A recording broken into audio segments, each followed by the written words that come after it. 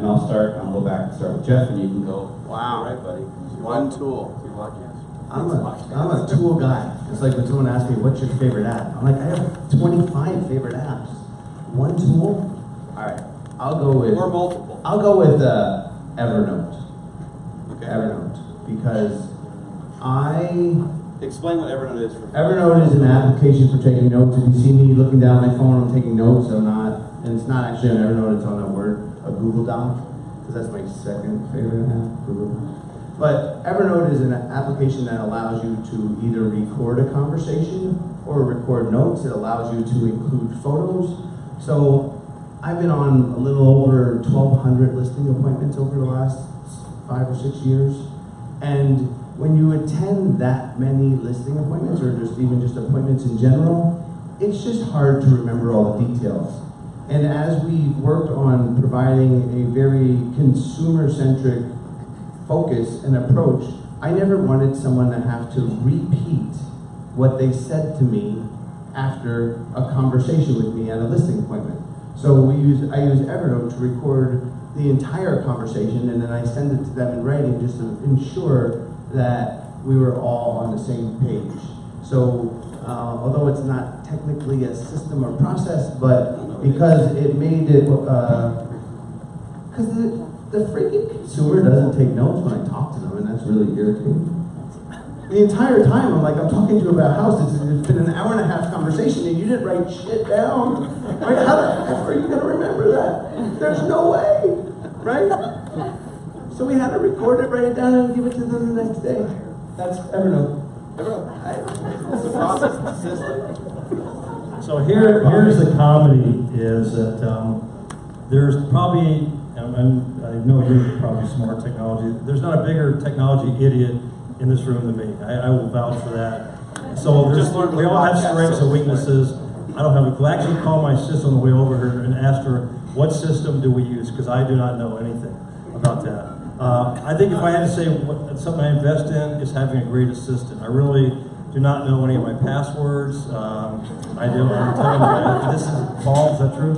I do not know any of that. So to me, it's having somebody that's smarter than me, which is very easy to find, that knows how to do all that. I do not know how to DocuSign. I do not know how, Facebook people do a good job of marketing your stuff on Facebook. I don't even know how to do that. I do a little bit, but I'm telling you, you can't be good in everything. So I guess I'm here to tell you, if you guys are as bad as I am, you have a good career, you're going to laugh. But we can't do all that stuff. That's great. You have these systems. I don't even know what they are. I still don't know what you just said. But you can't do it all. But if you have a good assistant or a couple assistants, then you can pick up a slack. So. Did you just black out for a minute? Did you just black out for a minute? No, I'm never blacking out. I just don't. I'm just being honest. You know what? You're joking about, but I'm not. I'm being real. No, I'm to tell the truth. You're playing around and you're giving your people credit for doing that, but you're very highly leveraged. And I hope that's what you guys are hearing. He's very highly leveraged. He doesn't need to know his own passwords because he's leveraged to do so. Thank you. Yeah. So systems. I guess I'll go with the most fundamental choice, which is database. Especially because if you don't have a database right now, if you're not actively participating in constructing a very, very detailed database, every day that you don't do that, you're putting yourself behind. And I usually tell people like this: listen, in our business, the only asset that we really have as business owners is our database. How complete is it? How robust is it? How well do you communicate with it? And what predictable data can you pull out of it? So from a business perspective, in growing a real estate company, what are you growing it on? And most of us can't really answer that question. We're not really sure. We just kind of fly by the seat of our pants and we sell real estate, right? And geez, get off me, right? But No, he's like, I got your back. that's what I'm teaming you up. I got you. It's teamwork here. But I think that it's important for us to understand that databases not only represent a place for us to communicate effectively and consistently, but they also offer us a place to build systems and processes into. You can actually build closing systems into a database.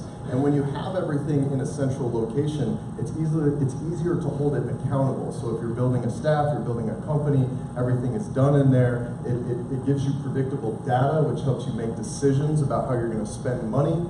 I think that, you know, in the end, fundamentally, that database represents everything that we build our businesses on. Great answer. Great answer. Well, this may come as a shock. Let me just put the ball in here for you. You swim.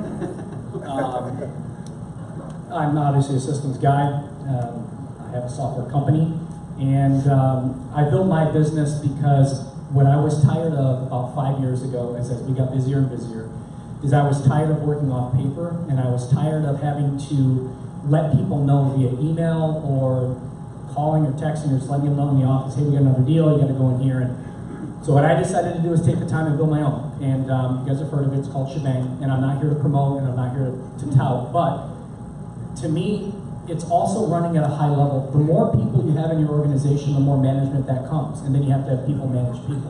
It all becomes overhead, it all becomes cost. So to me, I wanted to create a system to where I could leverage the system and not worry about leveraging and spending the cost on overhead and having to worry about managed people. So to give you an example, when you have something that immediately alerts and tasks and lets everybody know the minute something gets dropped, that's what I wanted to build. From the minute it goes into escrow to a new listing to closes, I wanted to build something to where the immediate alerts and attention it does lets everybody know what needs to be done, and that's what I use, right? But also, it allows you to cut back on all your costs. You know, we have 168 escrows right now, and I have one listing manager, office manager, an assistant, and a marketing director, right? And we are fine. I could add another 50 if I wanted to, right? And they would still be fine because the system tells them what to do next. That aside, and I'll stop. The only thing I can say, if you're at a position in your career right now and you're finding yourself constantly doing things over and over again from an efficiency standpoint, stop doing that because you're going to end up doing it again.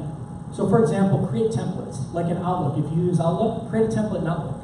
That way you never have to create an inspection email again. That way you never have to create open and escrow email again. You're doing the same things over and over and you don't have to. So instead of spending 10 minutes composing an email to your escrow officer, just create a template, click it, and send it. Instead of sending it to your inspector, create a template once, click it, and send it. You don't have to do it again.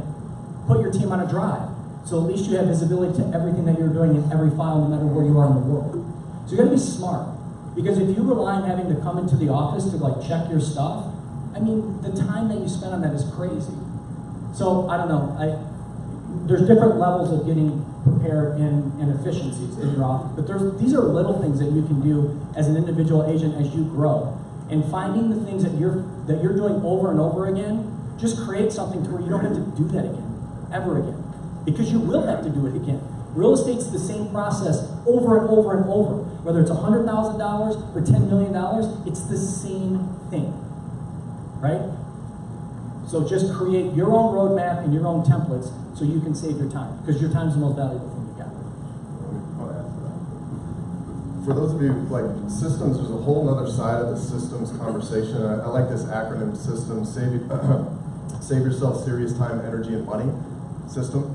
And I think that we forget that, you know, each of us wakes up in the morning with a battery. My battery has a tendency to start going down really, really fast, and the only way to recharge that is to go home and sleep for 8 hours. And when you don't have systems and you are completely redoing the same tasks over and over and over and over again, you're taking energy from yourself that you could be spending on more important things in your business. Instead of creating a template, sitting down and just checking those things off, you're giving your brain a break from having to think through these same things every single time, and they become tasks that just need to be executed. And what you'll find is by 3 o'clock in the afternoon, you're not nearly as tired as you were before. And then when you are prepared to hire, all you're doing at that point is handing a checklist off. Right. And you're running people through the I do, we do, you do process. So don't underestimate the power systems have in saving you energy and making you a more efficient and in most cases positive person throughout the day. Mark Manson. Please do. Again, these guys they're system oriented. I'm not. So I know I watch you guys taking notes. I'm sure you took no notes of what I told you. But again, it's intimidating. And even for me, I'm up here. I'm intimidated here, but you don't have to do that yourself. I mean, and I would just bluntly say, hire somebody that knows that. You can't deal with selling real estate. And again, I do it by myself, and we're, selling 100 homes a year by myself, a little more than that, and I get a bunch of, but if you have the people around you, you don't have to even be overwhelmed by the way you're hearing, because these guys are great at what they do. That's not my expertise, and I'm sure some other people in here are as bad as I am. You just don't want to admit it. I don't have an ego, so and like we were talking about, I don't mind telling you. But don't let that scare you. And, oh my God, I don't do that. Hire somebody that can pick up a slack, so you don't have to worry about that and get stressed out. Because I'm sweating bullets hearing them talking about this, and I have no idea what they're talking about. So. Hold on. You got Jeff's got, he's got. You've lost control. We don't even You've lost control. I'll leave now. I'll give you the question, Bobby. So the biggest key to my individual success is the system of my website. And I think this is the system that 99% of agents are really need a lot of help in that we are moving, the industry is moving in a way different direction today because of our lack of focus as agents in presenting the consumers with better content coming from our marketing. And we're being under attack currently by the aggregators. Anyone know what an aggregator is? Right, Zillow, Trulia, Redfin. You knew that answer? Because we as agents have not taken more of a consumer-centric approach, because it's easy to have apathy and not presenting ourselves better on the web. But now, as the aggregators have taken away the search process, we are fearful as we move into our future because we are about to experience commission compression because of this. As we have the introduction of the iBuyers with Opendoor and OfferPad and now Zillow entering the marketplace, is that we as a community have to pay more attention and being more consumer focused.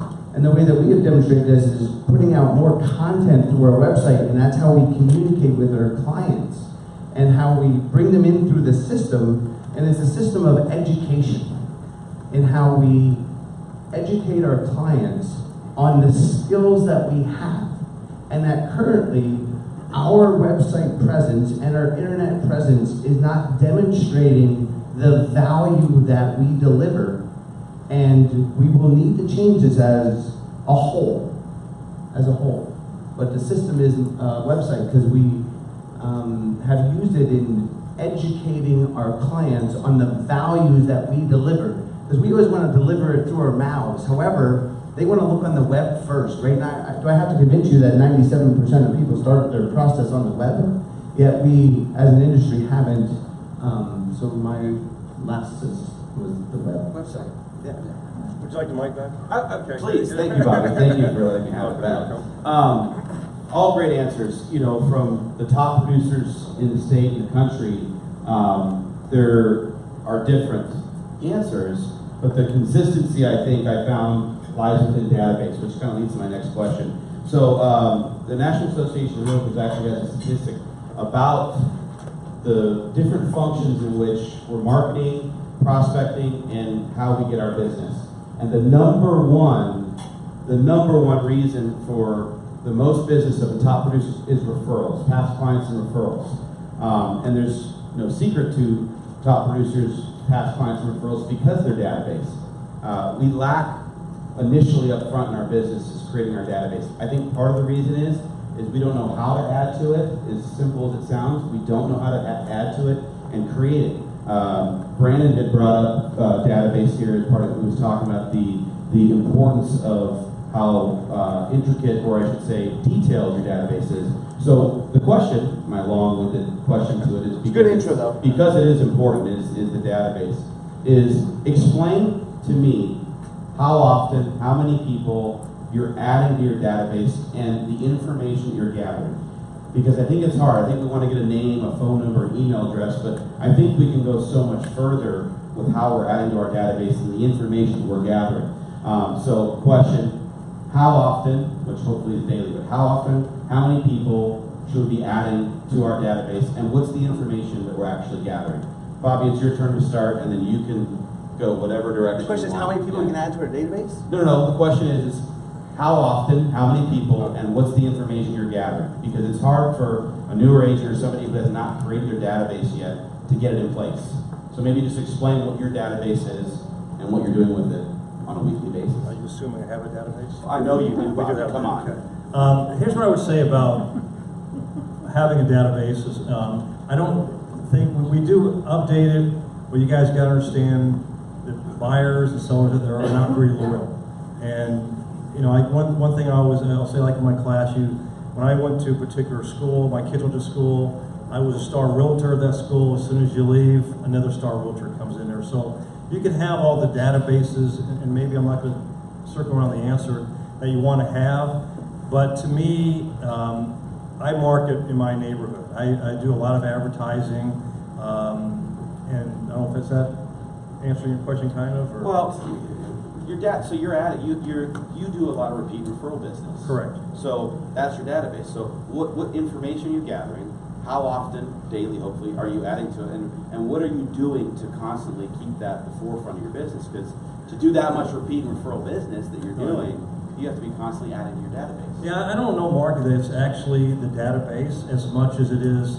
I specialize in a particular area, signs, advertising in local papers. I know it's not quite the same answer you're looking, but I might have a different answer than these guys. But to me, to keep the people in the area, I know there's a lot of different internet sites. People pay $500 a month, and you think that you're getting calls on that. My feeling has always been being in control of my own marketing dollars. So I spend my dollars to focus on an area man, whether it be a newspaper in our area, the signs in the area. I feel it's hard that when I see people spend money on internet sites, that it's going all over the valley and you're the number one. Even in my zip code where I live in, 85020, if you want to say Zillow, I look at the top 20 agents in that zip code.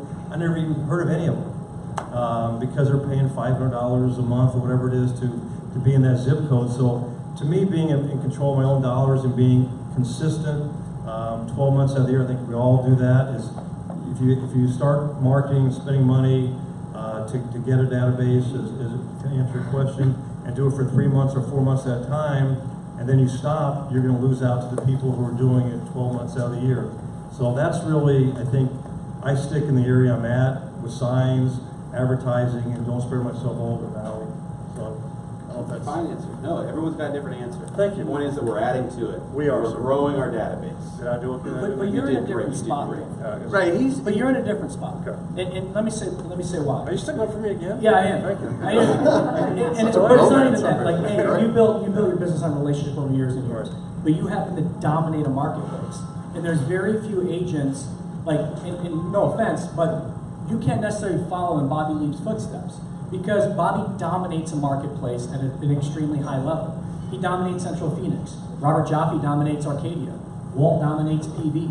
Like, these guys are people in the marketplace that know their market, that no matter what, because they do a great job, their phone's gonna ring because they've dominated that area for a long time. So if you're not finding yourself in a position, and most of you in this room aren't dominating a marketplace, right? Like, I don't dominate a marketplace either, right? It takes a long time. It takes constant hard work, constant farming to build a name and a brand in a certain area. And you've done it at the highest level in this state, and it's true. So he doesn't have to go and invest in all this data technology and everything else as the market moves and what we're doing, because Bobby has his thing. But that's not going to be your thing, and it's not. I'm sorry. Like, It'd be very expensive. Sorry, it's just not. And if it is, that's great, but it's not happening tomorrow. It's happening over 10, 15 years That's the point I'm making, of yeah. hard work being in that area, right? So I'm just saying that you're different than most people and almost everybody in the state because of your longevity and because you've focused on that area for so long. I like that. Thank you. You're welcome. Do you guys want me to move? Or just let me Go sit? here. You guys want to hug? Thank you. Does anyone else move? Bring me back to the original Good question. Why don't I start over again? So, Maybe I'll use a different word. So your repeat referral business, that's what we're talking about. Your repeat clients, the people that you have done business with, how often are you trying to add to that and create more value within your database that you're marketing to? Yeah. So let's clear up like what database is and maybe what it isn't for a second, because there are levels of database. There's different databases, and actually what you can do is you can geographically farm an area like this, or you can purposely farm a database, your own database. You can be the owner of that farm, that geographic location, as it pertains to a technological location, your database. So a lot of people think of, well, in order to have a great database, I need to have 3,000 or 5,000 or 10,000 people. The argument can be made, and should be made, that a quality database of 150 people can produce more than a less than quality-based database that's got 3,000, 5,000, or 10,000. What we're really talking about here is how, like, it's about going deeper on less, especially for some of you who are new to the industry, right? We don't want to be like the Platte River here, where we're a mile wide and an inch deep. We have an obligation to ourselves to go deeper on less, create a mastery level understanding of the task that you're trying to accomplish, and do it really, really well. And for us, it's referral mastery, right? We know, we can see what's happening with technology right now, and that, of course, he mentioned it a little bit ago. We're going to start seeing some downward pressure on commissions, and as a result, what are we going to have to do? We're going to have to sell more real estate more efficiently, right? And in order for us to protect ourselves against that technological pressure, that very, very real disruption that's coming, the one way that we believe we're going to protect our business against that is 100% owning our relationships. And oftentimes when you're sitting here and you're going, okay, well, how do I add to my database? Are you thinking about every single person that you know right now? Because for some reason, agents are petrified to call the people that already like them and love them. And of course, I know, listen, I get this. Being liked and loved by people is not enough. We have to be able to take like and love and move it to trust and confidence. It's about being liked and loved as a person is not enough, right? We have to earn trust and confidence and earn the right to be trusted as a professional. And there's only one way to do that. We have to communicate our way there. We have to communicate our mission, our vision, our values, how important it is to us, and we have to be able to articulate to the people, we have to be able to articulate that message to the people that have the largest influence over our results. And that doesn't always have to be 10,000 people. Is anybody familiar with Dunbar's 150? It's kind of an old philosophy based on how much you can accomplish with 150 connections. So I guess what, you know, if you take anything away from what I'm saying right now is always be thinking about how much deeper can I go on less? Have I created a mastery level understanding of what I'm doing right now? Or me knowing that success is sequential and it's not simultaneous? Am I just not being patient enough and I'm not getting the instant gratification that I need? So I pop my head up and I look for the next shiny object and I say, that looks great, and I move on to the next thing. Without ever fully being able to create a mastery level understanding of this thing, which is where your results end up being very deep in that one thing. You made one comment that I don't want people to be scared about, is that the commission reduction. Because when I first started 30 years ago, you guys, before it was Costco, it was Price Club. They had their own real estate company, and they were doing 1% commissions, and people were doing $400. To me, if anything get out of here, I wouldn't be scared about all the open doors. I mean, you're always going to have the discount commission companies. They're always going to, and people are going to shop you and say, well, they're going to do this commission. Why are you doing for more? It's because I'm offering more. Here's my results. And if you have doubt, here's the other thing that I would add to that, is if you have doubts, let's say one of the things I talk about in my class is your family. Sometimes people say, well, I'm the only realtor in my family. Mom and dad are going to hire me. They may not, because say mom and dad pass away, you got your siblings are going to say, well, Bobby just started, I'm not going to hire him, and you lose out to your own family. That's why I would say co-broke with somebody, get your name in there, find somebody that's good in that area, but don't let these discount companies scare you, intimidate you, that you're not worth what you're worth. I think the efforts we put in here, and people will see the results that you do, and I'm not critiquing and criticizing. The other thing about having a database, since I don't even know what that means, is that people are not loyal. I know I'll say it once, I'll say it again. You may have a database of 10,000 people because you sold them houses. They'll forget you. I mean, I don't care how much you send to them. They're not loyal. So just don't get frustrated that, oh my God, I sold this person 4 houses. They walked into an open house. It's going to happen. I mean, if any of us have been doing this for a long time, it's amazing that this is a client I've had for 15 years, just bought a house and listed with somebody else. It's gonna happen. You can't get down, you just gotta kick yourself and go back up there, but we've all been in that situation, because you can have 20,000 people you know. But again, there's not a lot of loyalty in there, just hard work and keeping your name out there. Perfect, yeah. Yeah. Thank you for the intro. You're That was welcome. perfect. So, to answer his question technically, we add about 7.3 people to our database a day. So when I had this goal for about 6 years that I wanted to get to 20 million. And I was successful selling between 20 to 30 houses, and year after year I was like, every time I come to one of these events, some stalwart like Bobby in the industry that's been epically great at it would tell me that I need a database. Not you, because you don't use one, but somebody at your company does. For you.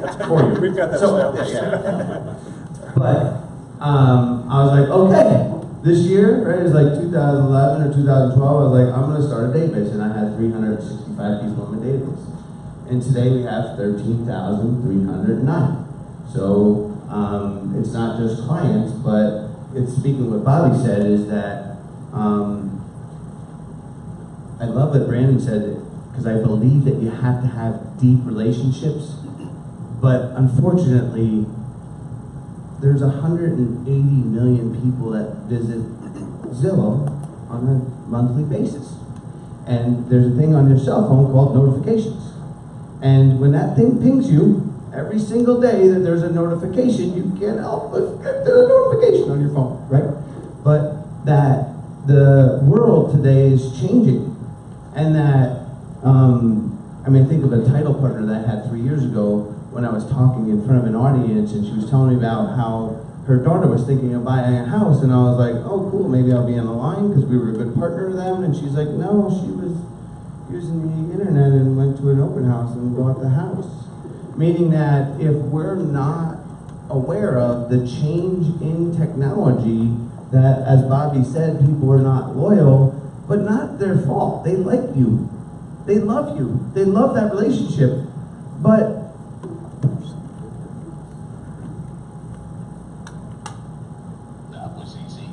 right, you go to the website, right, just click on it, there's a sign, I'll just go over and check out the house.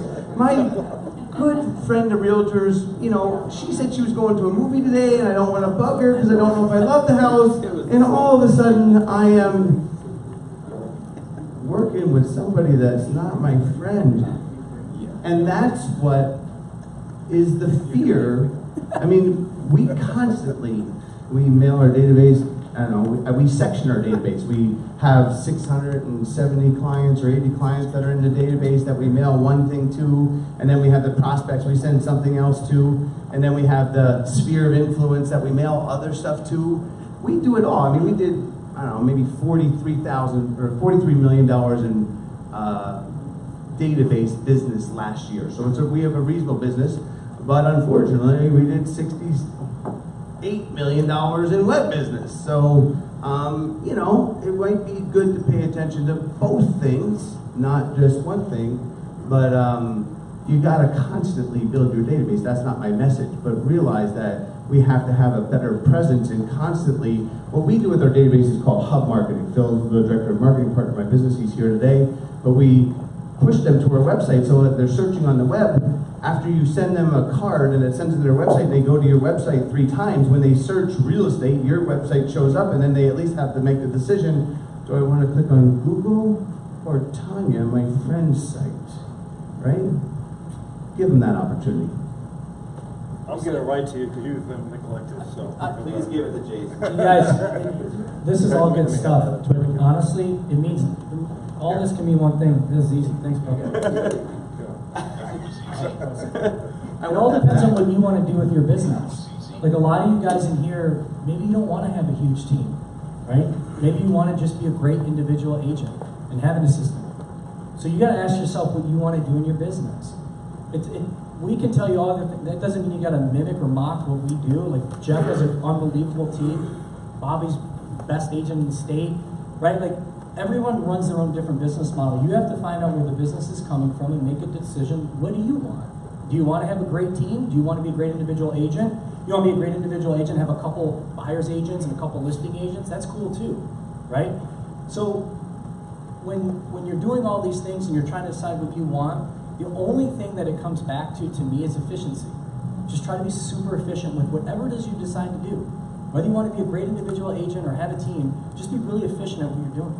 But here's what happens. When you start closing and you're starting out your career, year 1, year 2, year 3, and you make a commitment, I'm going to touch everybody I close. Your closed clients are more important than these people that you find at an open house or whatever. Those people are, if you stay in front of them, hopefully they use you again. Not always, but they should if you stay in front of them. Your closed client database is really the only database that kind of matters, right? Because they've shown commitment, they've shown loyalty. So stay in front of them. But here's what happens. You stay in front of those people for first year, you close 20 deals, then you close 40, then you close 60. At some point, you can't do it all. So you got to have a system in place to make sure they release. Remember this.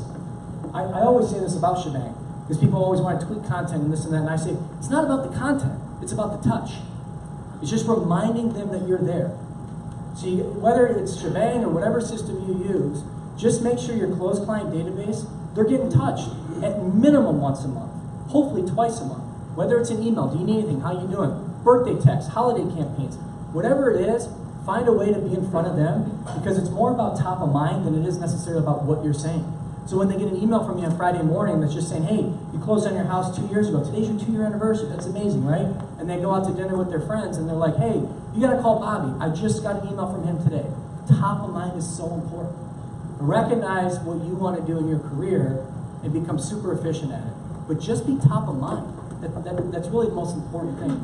And at some point, you need a system to do that, because you cannot do it all. You can't do it. I was just checking my emails, right, which I should be doing, and 10 minutes ago, one of my agents, Will Behrens, got a referral. He got a referral because we constantly drip and market to his past clients. And I got an alert that he just got a referral from one of our emails that we sent. That's another thing too, is simplicity with referrals these days. People hate picking up the phone. They hate it. So, if you find yourself in a business to where it's not like you're market dominator like Bobby or Robert or Walt, where people are calling you because they know that you're the only guy and you have the database to sell the house. If you're working as a normal business, find a way to make it super easy where people can get a hold of you, right? Text me, or have a short form. Hey, I want to send you a referral. Great, click this link. And then they can send you their referral and you get it. So they don't have to pick up the phone. Because no one wants to pick up the phone anymore, right? So be smart. Think about how can I get this message out, get in touch out there, but make it super simplistic that they can reply to me without having to pick up the phone. Because no one answers the phone anymore. And they should. I just want to highlight something you referenced right when you took the mic, and that is, guys, there's a lot of right ways to do this industry, and there's a lot of different ways to do it, but there's an equal amount of wrong ways. All the right ways take a massive amount of personal intention. Whatever it is you choose, whatever model you choose to go after, whatever lever you're going to use to find clients, there's no real right or wrong. You want to play to your strengths and, ideally hire your weaknesses, but it takes a massive amount of intention, whichever place that you choose. But you guys should walk out of here knowing that there's a lot of right ways to do this. And in this environment, especially when we're speaking, because you do this a lot, I do this a lot, you guys do this, eventually someone in the crowd thinks this is the only way. And then that overwhelms them and stresses them out, and they go home a little, disheartened. You're right. And we don't want that. What we want you to know is there's a lot of right ways, but there's models for those right ways. And what you want to do is get involved, figure out what that model is, rip off and repeat from the people that have come before you. That's all I've done. I've just ripped off and repeat from mentors and figured my way. So just understand that. A lot of right ways to do this. One more thing I want to add that, Keep going. yeah, thank you, that Jason brought up. You said people don't answer the phone. To me, that is one of the most critical things that I think a lot of agents are lacking. You'll be surprised, and again, I do work by myself, I always answer my phone. And when I try to call people, and one thing I always do say, I hate showing time. I know a lot of you guys like it, that's fine. I hate it, but it's a personal business of communicating with people, and I'll get into that showing time in a later thing, but when you guys, I'm a listing agent predominantly, and I have whatever number of houses I have, you're going to get calls from your sellers, they're going to be pissed off at you, but when you answer the phone, at least you calm them down a little bit. When you hide and don't answer it, you make it worse. And I know my broker, and I know you guys probably say your company, the biggest complaint they get from consumers is we don't answer our phone. That to me, if we get anything out of this today, we all answer our phone. I mean, you told me you don't, but I think, well, sometimes you don't, okay. But I'm not, but I think that's, you guys, you gotta answer it. If you're gonna be in this business, and plus I find that people, again, we'll go back to the loyalty deal, buyers will call you, if you answer your phone right away, they're shocked, they're probably gonna hire you. If you don't, they may go to plan B, the second person. So to me, answer your phone. I don't care, I know we all have lives, and sometimes it doesn't work out. And maybe text them back and say, I'll call you right back. But when you ignore people, you're going to lose the listing. That to me is probably the biggest mistake. Well, it's like open houses, right? Like you never know who's calling on the other line. Correct. Just like you never know who's walking through the door. Right. It's the same thing. So, Got some more questions, Mark? Sure, I got plenty more questions. Okay. All good answers, you know. Now I have to remember what my question was. No, I'm just kidding. Database. I mean, the whole point is that we have to be adding to our database. And if you don't have one, it's relatively simple to create. Just get an Excel spreadsheet. Get something to start getting all the people you know. I think when we first, I mean, it took us a while to get ours going when we first started, Jeremy and I, but it's about the people you know, friends, family, etc. Brandon, I think, said that the fear of calling the people that are closest to us. I mean, there's a fear of picking up the phone regardless, but they need to know what we're doing. Someone's going to be marketing them if you're not. So by adding to our database and actually giving them information on a weekly, monthly basis, whatever it is going to give us the opportunity so we don't have things that fall through the cracks and clients that fall through the cracks. So we need to be adding to it. So every answer is different, and it could be from web to Bobby's approach of just, you know, guerrilla warfare with him. Nothing, no spreadsheets, no database. He has nothing. You're making yourself pathetic. I'm just kidding. That's all right. You know, but they're all doing exactly the same thing. They are adding to their database. They are delivering on a high level to their database, so they have the opportunity for that next client, for the next seller or buyer, whatever it is. So the next question I have is, you know, being in the place that you guys are, the stature that you guys are, being a top producer in the state, in the country, it's hard to get there. It's hard to stay on top. So for me, I'm always curious is who are your influences? Who are you looking at? What books are you reading? What's the one person is the question. Who is your one influencer? The person that you look up to the most that keeps you driven? And there could be multiple people. So out of the 4 or 5, whoever it is, Who is the one besides person? Mark, Could be multiple. besides me, who is that person that you look up to on a daily basis that helps you stay driven? I mean, I've got multiple as well, so you know, if I had to pick and choose my one, do that. Pick and choose, which is Bobby. Pick and choose the one person. I think we all like to hear that because it's one of those things. Again, you guys are functioning at the highest level possible, and some of us don't even know what that feels like to be in your shoes. So explain to us that person that influences you the most. Perfect. Yeah. It's your turn. Awesome. This is going to be such a cop-out answer, but I'm going to say it because it's literally how I feel about it. There's not one person. And here's why there's not for me. It's because there's so many people that have helped me along the way, and at one point they were mentors, and you know, oftentimes the people that help you get to here are not the same people that help you get to here, right? But that doesn't mean that they didn't play such an important role in your life and your development, your growth, both personally and professionally. So, you know, by picking one, it would, for me, it's just completely devalues all of the people that have helped me along the way. And I think I'll follow it up with this, is that no one succeeds alone. That's an ego thing, right? There's so many people in our lives that support our mission and our vision for what we want to accomplish. But I will tell you this, the most influential thing that I do from that perspective is read. I consume material at a ridiculous rate because you're peering into somebody's experiences and their failures, and we all know that the road to success is through failure. It's not around it. So by really tuning into all of that, from simple stuff like Phil Knight's Shoe Dog, and learn, you know, or the podcast How I Built This. If you guys aren't listening to that, you should be. It's an accumulation of extremely talented and successful people talking about how they failed their way there. And too often we give this idea that success is easy and that it's not riddled with failure. And I think we're doing ourselves a disservice by communicating that message, because then everybody feels like they have to be perfect or they have to have something special, like Jason. right? But if we said that about Jason, if we said that about him, and we said, well, he's just got something special, right? Like he just has it. He has the it factor. What we would be doing is completely devaluing all of the hard work and the failure and the risk and all of the things that went into that, right? So I know I just completely dodged the direct question, but I don't think that I could honestly answer this question. It's motivation though, right? Like it all comes down to what motivates you. It's not has to be like we're not all going to be Grant Cardone, we're not all going to be Tony Robbins, and it's all what motivates you in the end. Like if you are not competitive, and like for me, it was last week, and I can't remember. Somebody mentioned something about money, and I said I don't give a shit. Money's great, but I don't give a shit about the money. I want to win. I want to be number one, right? And now whether that means number one against this panel, that's not what I'm saying. I want to be number one against myself. And you can't measure, like, you cannot measure yourself against Bobby. That's not fair. You need to measure yourself against the people that's on your own playing field, right?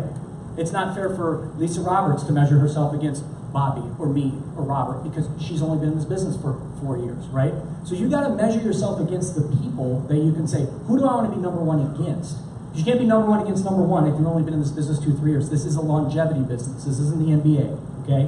So think about what motivates you, because to me, I am motivated by money. I'm motivated by being able to take care of people and take care of my family and everything else. That's true. But I'm more motivated by wanting to be the best that I can possibly be and grow my business this much every day, because it takes time, right? And that's the other thing. If you're really good at what you do, the money comes. It's automatic. So don't worry about, I didn't make 30 grand this month, 40 grand this month. Don't worry about that shit. That means nothing. Right? Just be really good at what you do, and if you are, that money will come. And I don't care what business you're in. If you're really good at what you do, and you stick to it, it may suck for the first couple of years. Third year gets better, fourth year should be better, right? Stick to what you're doing. Because if you do that, you'll succeed. As long as you got the ethic, as long as you have the drive, you'll be all right. Don't worry about the money comes, all right?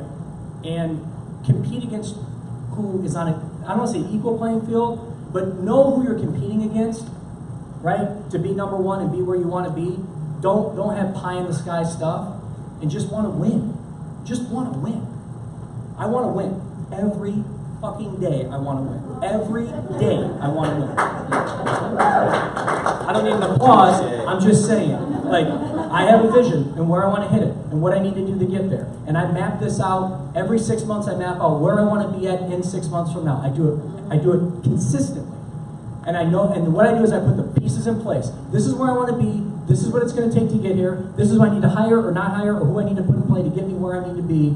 And then I just go and I get it. That's it. That's it. I apologize for Jason's language. Sorry about that. Oh my God, I'm so sorry. That make you feel bad? Yeah. How old are you? Thanks, Bob. Seriously, thanks a lot. I'm so sorry. Okay. All right. Anyway, How dare you? for once I'm going to answer his question because I've avoided all the other questions about technology. But I think for me, probably one of the most important people was my dad. My dad passed away a bunch of years ago, but when I came to town, he had a place called the Jockey Club Nightclub. Been here for about 40 years, and I met a lot of people through my dad. So my dad really kind of helped create a name, which I hopefully will carry on to my kids if I don't screw it up too badly.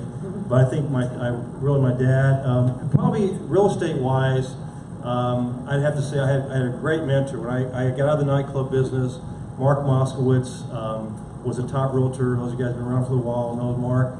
Back in I started in 1990. Mark said, hey, I know you're tired of the nightclub. I'd love to hire you. You know a lot of people. And having a mentor is so important. I don't care if you've been a veteran in the business, if you're brand new. And then probably, and I'll get to one more, I know you said a couple of them. But I met Ronnie Gilbert when I worked with Mark. And Ronnie's 82 years old. I had lunch with him today. And what's cool about Ronnie as opposed to Mark, and I love Mark to death, but when I went to Mark for answers, it basically was because Mark was making money off of me, so it always wasn't the right answer that I should have gotten, but it was what benefited him. And no disrespect to Mark, that happens when you have a team. Ronnie's was common sense. Ronnie was, here's what it needs to be, here's what you need to do. I hated his responses. but I always knew it was the right answer. And having a mentor for me it's incredible. I talk to Ronnie all the time. He's with different real estate company launch. It doesn't matter. He has my back. And probably finally, and I wouldn't be proper if I didn't say my wife and my kids, because they don't care what you're doing. I mean, they keep you grounded. You could sit here and go, I just sold a $1 million house. They don't care. So I think that having family around you, to me, is probably the most important thing that probably supersedes everything else, because they're there for you, they're to support for you, and you're always going to have ups and downs in this business, but you can always rely on your family to kind of bring you down back to the circle there. So anyway, that's Good stuff. Alright, so I got 10. I'm gonna give you highlights because I believe that you very about it, yes. So Tim Courthouse taught me about culture for my clients, and in trying to change the industry, I wanted to deliver a culture of putting the client ahead of everybody else. And he taught me about how to develop that, and I believe we'll continue to develop that today. Dwayne Calloway, obviously the stalwart of the industry. The first time I walked in her house and how they prepared the house was something that I was like, damn, they're good, right? You go in there and the house is clean, ready, always like every time, nothing on the floor ever, right? We always showed up on time, like that process. Jim Sexton and Marge Lindsay and teaching me how to be a spectacular realtor. Going through the GRI after you've done 200 transactions, not before, but how to be a great realtor. Russell Shaw in just, I'm gonna go one word, marketing. In knowing that sometimes if we wanna grow, we're gonna have to do a little bit of marketing. I mean, my marketing channel is way different the way he markets, but it's still, he taught me a lot of great things. Next, Darren Hardy. He teach to me. Yeah, I didn't say words like I say realtor, and I don't mean it, but I just say that. Darren Hardy taught me about focus and learning to tackle one thing at a time, because as you learn 6 pages or 12 pages of notes, or it's all in your head, but how to take things and put them into action and stay focused on the 3 things that we should be doing, and that's prospecting, presenting, and negotiating. Next, I have Gary Keller, that one thing. I don't think it's one thing, but it's still talking about focus, and anyway, he was just an influence I had there. Next is Gary Vaynerchuk, is the current, in my morning routine, I got Gary in my ear every day because I need that positive energy to get me freaking excited to wake up and be great. Yeah. So the next person is actually here, is Phil Sexton. So Phil Sexton's a partner in a business, but as one of the other person has said, is have someone to compare to, but just someone to have a conversation with that understands your situation and that can help you, critique you as you grow. Third is the commitment to the consumer. In going out and looking at, I've been in over 17,000 houses, as I believe that we should understand our product better than anybody else, and I feel that we have lost that as an industry. That gift that it gave me is one of that if you go through that same experience, allows you to stay focused on your consumer, which will make it rain with cash when your focus is on the consumers. Lastly is my wife. She takes care of everything while I'm at work, and she is a queen. It makes it easier for me because I have someone to take care of the other side, and honestly, I couldn't do it without her, so that's my family. That was smart saying your wife. That was good. You want a lot of points. You want a lot of points. She's not even here. Next word of advice: next time, lead with the wife. Yeah, exactly. Those are, real quick before you, there's a lady in the back that had a question. I'll go to you because she was asking. Oh, I Your thought she was question? waving. I thought, Podcast you listen to, what was that again? The podcast. Whose podcast? The second. How I built this. It's Brandon. called How I Built This. How I built this. Yes, sir. Same question, that was it. Okay, we're good. What is a podcast? Bobby doesn't know what a podcast is, although you've been on our. Doesn't know anything. Okay, so kind of switching the subject a little bit, being big teams, big producers, top producers, we all have to have our vendors, our power partners, as we call them. The wonderful folks that are here today that are helping these events and things that we're doing be possible. So as a team, we've talked before, Jason and I have talked offline, is the protecting our time, because obviously there's so many great power partners, so many great vendors out there, and they want our business, but we also have to be very careful of our time, because we can meet with vendors all day long, every day, and you know, they're not all going to be the right partner for us. So for you guys, how do you choose the best vendor, the best power partner, and what do you do to have them help utilize, to help grow your business? So basically, how do you choose your vendors the best, and then to use them to help grow your business? Jason. There's nothing more important than this question today, and that's having people help grow your business. Period. End of story. We would not be where we're at without our partners. And I don't mean our partners just like title partners or mortgage partners. I mean our partners that allow us to serve their clients, their referral clients at a high level, because we have nothing without that. Period. My partners, you know what I think is important about partner is, you know, we use our title partners, we use lawyers here, we use VIP Mortgage and here locally, Quicken Loans is our biggest partner. We'll do 700 deals this year just with Quicken Loans alone. Good partner. But locally, that's a good partner, right? I'm gonna go good. But here's the other thing. The partners that you use here locally, like for me, are the partners that go with you and understand that I'm in it with you. And I want to give you an example. So one of my partners is here, it's Liz. And we went up to Seattle and we did an event up there. And it's the type of partnership where you hold people accountable. You know, in my business, if you're not doing what I think you should be doing, then I will hold you accountable. I will take you to task because I feel like we do our part, right? So I'm tough. But you need partners that are tough with you too. And partners that say, no, you should do that because of this. Or no, you need to do this and that's why, right? Like people that actually understand that your success is part of their success and you're not gonna go up there and screw it up for them. Partners that actually believe in what you're doing and in your business, right? So it's not just important to find a partner that you're like, oh, they do everything I tell them to do. Well, that's great. If you want a yes man all the time, that's cool. But if you want somebody that's actually going to be there to help grow your business, you need somebody that's like, look, maybe we should look this way, or maybe we should do this, or maybe, you know, we can find other, you know, other means to get your leads this way. Whatever, it doesn't matter. And I don't know what I'm saying when I'm saying that, but people that actually help you in your business and not are just yes people. And you got to get along with them, right? But they need to help support your business and your growth.